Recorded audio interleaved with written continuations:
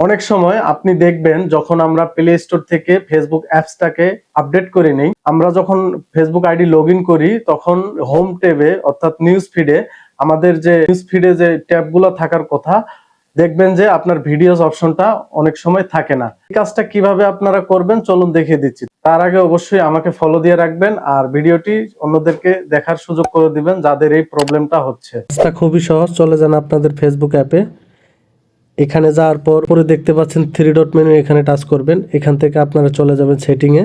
Setting থেকে যাওয়ার পর একটু নিচের দিকে আসবেন, আসার পরে এখানে দেখতে পাচ্ছেন ট্যাব বার, এই ট্যাব বারে টাচ করবেন। এখান থেকে প্রথম যে অপশনটা দেখতে পাচ্ছেন কাস্টমাইজ ডাটা বার, এখানে টাচ করবেন।